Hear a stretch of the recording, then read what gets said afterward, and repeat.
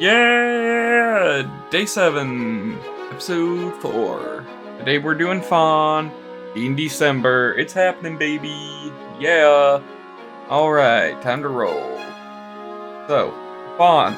I have no idea what the fuck I'm gonna do for this, so let's hope I get something that gives me some inspiration. D10. Class is Rogue. And D20. Trait is... Conniving? Conniving. Right? Right?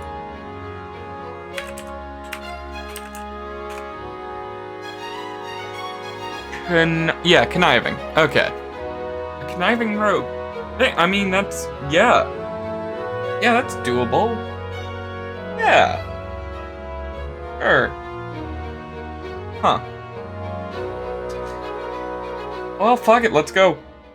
Conniving Rogue Faun. Originally, I didn't really have an idea going into this. I sort of just kind of sketched out something and hoped for the best. I went with a different style of how I normally do my art in this video.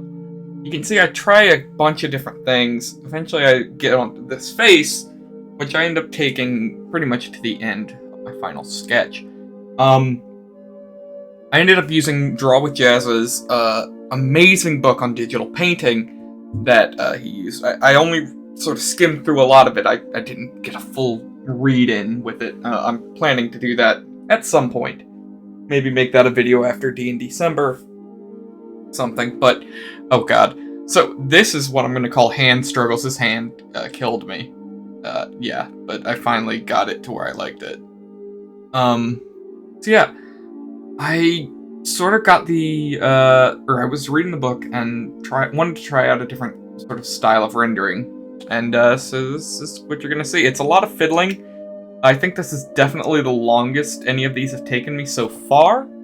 I was doing this for probably a solid 4-ish hours. For example, like most of the videos, I've sped up the footage about 1,000 to 1,500% per clip, so that way it fits into the range I'm wanting the videos to be at. This video ended up being like, I had to put it at like 3,500 times speed, so yeah, this is definitely the longest. You can see I'm trying to mess around with multiply layers. This is all part of the first clip. I was doing this, you could see, quite late at night. And I was just trying to figure out something, how I wanted to do this. And then I was kind of like, no, maybe I should redraw it, redo it. This sketch just isn't working. I'm not getting what I want out of this. I really struggled trying to figure out how I wanted to do the lines. And then towards the end, I ended up just sort of going, you know what? I'll stop and I'll finish it tomorrow. Which is a good thing to do with your art. If you're having trouble with something, maybe it's just not time to draw it. Do it at a different time.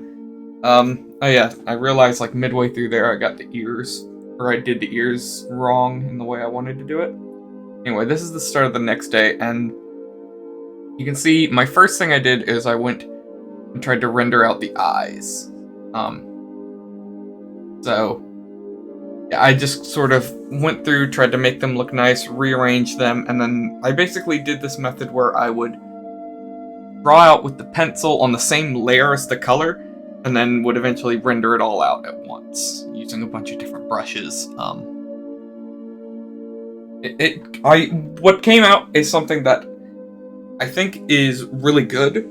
I don't know if the art itself is really good, but compared to like what I'm used to putting out, oh yeah, my for some reason my clip studio went like windowed and I didn't even realize it. Yeah, I had to redraw the hand here again. I hate this hand. Anyway, getting out of the art stuff, who this character is. I've sort of come up with the name Pariah for her.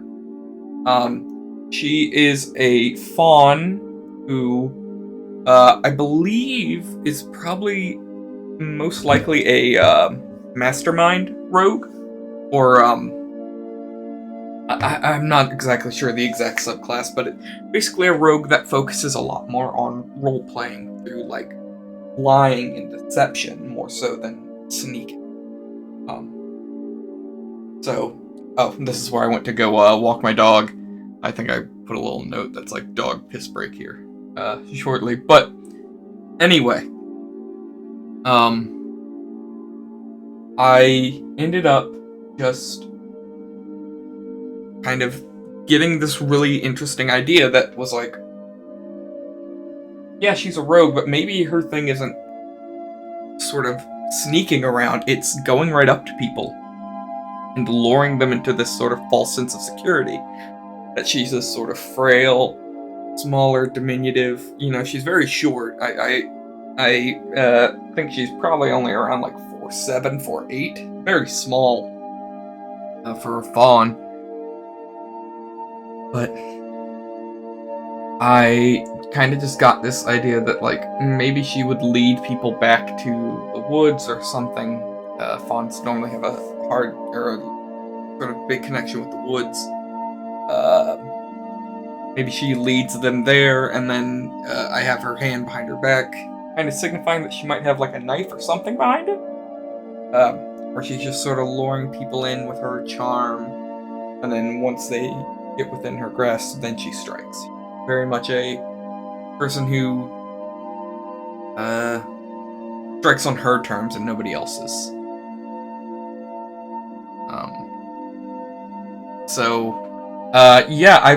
A lot of this, in terms of process, was a very different process to what I'm used to. Wards, I think around this point in the speed draw, after redoing the hand for the, 10th time, I ended up getting to a point where I was like, I need to finish this. I have some other things I need to do today before I get this video out. I was like, I need to get this done, so I ended up, the legs, the skin, a lot of it, I ended up doing really quickly. Anyway, here's me doing the background real quick. I just sort of do this very basic thing, put a blur on it, do some color correction, and this is the final piece I ended up with. It gives this very ominous vibe of, she's in the woods ready to stab you at any moment, but she doesn't have a threatening aura about her. I don't know. I really like it. I just realized I didn't turn the ears on in the final. Well,